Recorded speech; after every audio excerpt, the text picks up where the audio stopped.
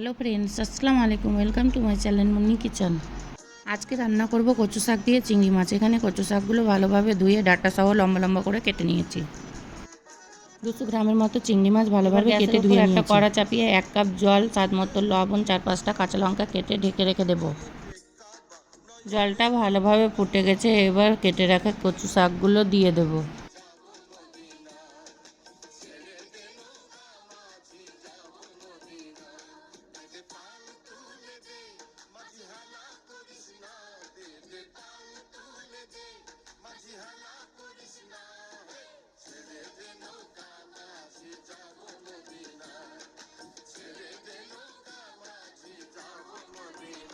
কচু শাকগুলো ভালোভাবে সিদ্ধ হয়ে গেছে, এবার নেড়ে চেড়ে জলটা শুকিয়ে তুলে নেব। আবারও গ্যাসের উপর কড়া চাপিয়ে সরিষার তেল দিয়ে দেব।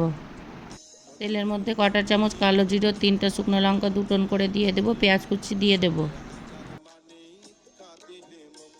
পেঁয়াজটা হালকা সফট হলে 1.5 চামচের মতো থেতো করে রাখা রসুন দিয়ে দেব। পেঁয়াজ রসুনটা লালচে কালার হয়ে গেছে, এবার চিংড়ি মাছগুলো দিয়ে দেব। চিংড়ি মাছের উপরে স্বাদ মতো লবণ, 1/2 চামচ হলুদ গুঁড়ো দিয়ে ভালোভাবে নেড়েচেড়ে মাছগুলো ভেজে নেব। চিংড়ি মাছগুলো 5 মিনিট ভালোভাবে ভেজে এরকম লাল লাল হলে সিদ্ধ করে রাখা কচু শাকগুলো দিয়ে দেব।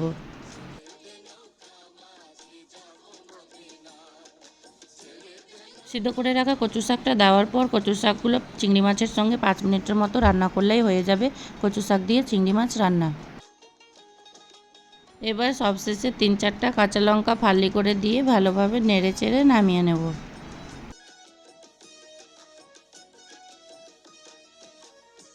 হয়ে গেছে কচু শাক দিয়ে চিংড়ি মাছ রান্না। কচু শাকের কালারটা দেখুন কতটা সুন্দর হয়েছে। এভাবে রান্না করলে খেতে দারুণ লাগে গরম গরম ভাত দিয়ে।